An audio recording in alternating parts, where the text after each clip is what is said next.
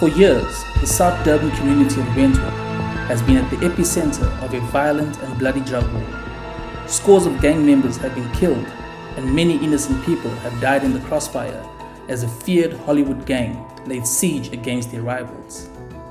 At the beginning of April, police say they dealt a major blow to the gang when the Hawks anti-gang unit burst through an upmarket flat in Morningside and killed 4 members of the gang. They included alleged kingpin Bevan Loftus alongside Ryan Santos, Michigan Hippolyte, Sishle Zondi and Chase Finn.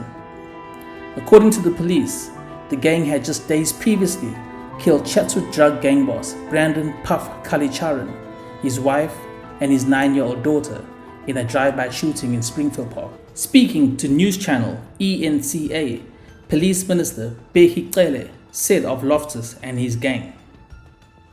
And then those guys, they opened fire.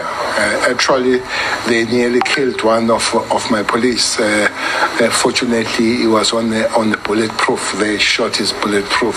So there was an exchange of fire, and police, they prevailed. 5 of those guys, they are still here. They are sleeping. I'm told that they are dead. Gregory Loftus, a former narcotics policeman and the father of Bevan, whom the minister linked to the gang on national television, is fighting back. He believes that his son and his friends were extrajudicially executed by the police. This is the front gate, the front door.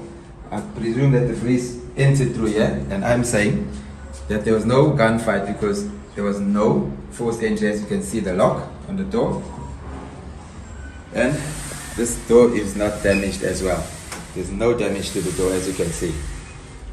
Okay, so as we walk through here, you can see this bullet wounds to the bullet marks to the wall, which I presume is from a high caliber weapon. Okay, you come through here. As you come through here, I presume that the boys were sitting on the couch because this is the only couch here, and I think they were surprised by the police's entry. And I say that when the police came in, they would have shouted, "Get down." That's their normal standing operating procedure. And I spoke to a few neighbors who don't want to be named, and a few of them did say they heard police shouting, "Get down, get down, get down." So I say that they would have got down, and that's how they got into that position that they were laying right there. Got them down here, and that makes sense about in the way that they were lying. They would have come in, the police would have come, put their foot on their back, cable tied their hands behind their back. They wouldn't consider the scene clear until that is done. That's normal procedure, that happens on every scene. So, according to the pictures that the police sent out on the night while we were waiting on the pavement, Sishle was laying with his head here, and his body was curved around the corner here. He was laying in a pool of blood. I presume that the entry wounds were on the top because there was no blood on the top. Okay, Bevan was laying with his head here. His head was here. That is a bullet mark made from a direct shot to the head. There's a massive exit wound on Bevan's left cheek. His jaw was shattered and his teeth as well. A massive exit wound. So that tells me that he was shot right here with his head down there. And it had like an octopus kind of shape on it. Right on his face. His body was spread out here. Michigan Hippolyte was laying next to him in that position on his side. Ryan Santos was laying here on his back with his hands up like that. If you look at the picture that the police released early, you can see an entry wound on his stomach here. And the entry wound that blew his head off is under his chin. So the trajectory of the bullets will tell you that he was laying down. There's no other way he could have got it. If they were gunfighting, number one, where's his gun that he had when he shot at them? Number two, where's Michigan's gun that he had when they were shooting at them? There's no gun.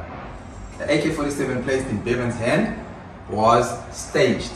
If you know what you're talking about, any experienced policeman will tell you. If you look at that picture, you can see his hand was moved in place on top of the firearm. Bevan is right-handed.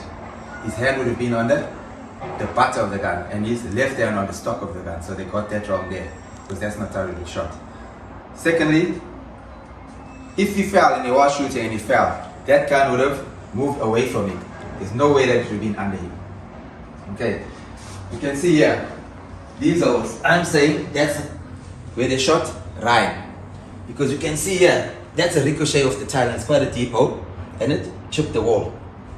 To me, that's the shots that killed Ryan. Because if you stood here, in this direction here, that's a downward shot. If it was a gunfight, this is where it would be happening, around here.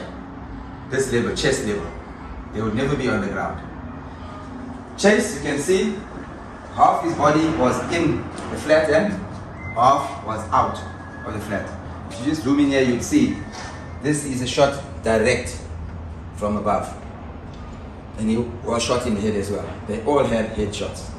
I'm not too sure about the body shots that they had, but we got a private pathologist for Bevan. And the entry and exit wounds show that he was in a laying position because of the trajectory of the shots. One entered his thigh and came out and got lodged in his upper hip, and one went to his side and shattered in his left shoulder. So that tells me that they were in a laying position. Anybody could see that. But this is clearly a staged execution. They later said that they found firearms in the house. My question is, where did they find them? And how does the minister say that they found the firearms and the guns that killed Puffy, the drug dealer from Chatsworth, and his family in Springfield Park?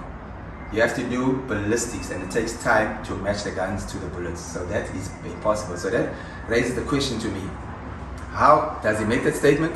How would he know that those are the guns? That tells me that they knew that they came with the guns that killed these people. That's my opinion. Because how could they be so sure? The Independent Police Investigative Directorate is investigating the shooting. Approached for comment, the KwaZulu-Natal Police told IOL, "We cannot divulge further details at this stage since the matter is under investigation."